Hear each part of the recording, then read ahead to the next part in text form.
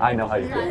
They feel able now to express themselves the way that they feel. And I think you can see it historically in the way that the LGBT or LGBT. So that's the other thing. Why does a transgender have to be looped into the LGBT issue? Because there are two different things, I do right? think, gender and because sexual preference and sexual orientation is totally different than gender identity. Right. So I think they're always misappropriated together. Yeah, I think they go together. That's historically speaking, before the LGBT community was one cohesive community, gay men tended to accept trans women as part of their group, and vice versa, lesbians accepting trans men. But then during the formation of the LGBT community, it didn't make sense to kick trans people out. Okay. So would you make the argument then that they should be looped in the same acronym? Yes. Okay. I believe that it's all one community. I think splitting apart a community at this point would... What do they have in common? That's what I'm trying to figure out. Despite the history that you mentioned. Discrimination, okay. Okay. So then should we put in racial groups in it too? That's the problem. It's like, I don't understand. I'm sorry? Oh, okay. Okay, well, there you go. That's LGBT Black. LGBT BUSA, right? Yeah, that's what, like, you saying, she talking about LGBTQ, but what if I was, gay? Because I'm gay and then I'm black too. So, do I get to sit with the white gay people?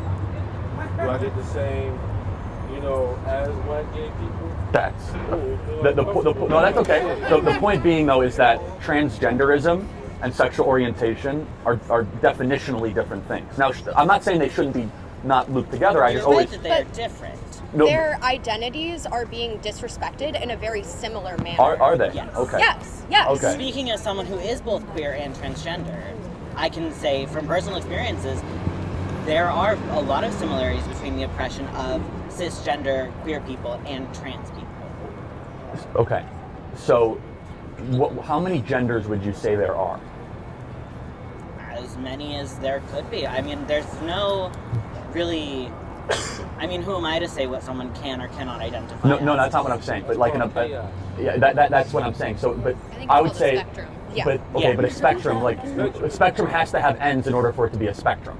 Not so you can have an unlimited amount. So it could be. Well, I think that when looking psychologically and like at the Q Center and things like that do recognize a gender spectrum. But those numbers male is on keep one climbing. end and female is on another. Sure. And you can identify strongly as male, strongly as female, or anywhere in between. But they've added a Y axis, believe it or not, where you could have something in between, and you could be. The point being is now Brown University says there's 88 genders. Other gender departments say there's 92. This is an extraordinary thing for older Americans to hear because this is a new concept. I would say there's something wrong with that. We could have that discussion civilly and with respect and love for each other. Why is there something wrong? I'll tell you why. Is because as soon as you deny someone's chromosomal makeup, thank you, then all of a sudden, then what is your identity? Your identity is what you choose it to be. The individual to determine. No doubt. No, I'm saying saying people have the freedom to do it. No doubt. But I can also make a sociological observation of what I think is healthy for a society and not healthy. You see what I'm saying? Sociology is on the side of there being anyone more can than make two an genders opinion. anyways. I'm sorry? Sociology is on the side of there being more than two genders anyways. I mean, if you Not look all at, sociologists. Well, if you look at the common sociological theory about gender, it says that it is a social construct, and it is separate from sex, which is what you're talking about. That's correct. So I would make the argument that gender and sex should be directly related. That your chromosomal structure should dictate your gender. And that anyone has the freedom to do whatever they want, and you should be treated 100% equally, no matter. I'm not advocating for discrimination. In fact, the question is, and at what point are we all of a sudden get to descend into chaos, where all of a sudden your identity becomes completely transactional? Your identity means nothing about your actual chromosomal makeup. I mean, the joke is like, what's to prevent me to be a bobcat, or to be something that an 85-year-old person, or what people are arguing for transracialism now, that I'm a different race than when I was born. I think that you are very much oversimplifying. People are. Rachel Dolezal, who is the head of the NAACP, self-identified as a black woman, and I think there was some. Most people condemn her. No, I'm saying that's a thing, though. That's a thing. Sean King is a white guy who pretends to be a black guy, and he is. Sean King's a black activist. Sean King, you can look him up on Twitter. He's a black activist who's actually he's from the white suburbs. And He No, doesn't speak or- for the people that disagree with this. Well, no, but I'm saying identity should be objective, not subjective. But it never has been. Well, gender identity's never been that way?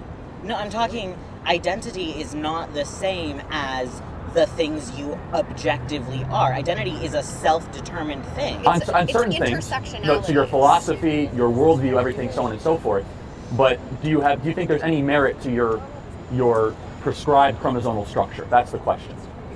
Well, I know that my prescribed chromosomal structure, if I had decided to remain a girl, if I had said, I'm going to ignore all the dysphoria, I'm going to ignore the things I hate about my body, I'm going to ignore the fact that every time someone calls me she, I want to die. If I had ignored that, I would be miserable. No doubt, and I'm not trying to wish misery upon anybody.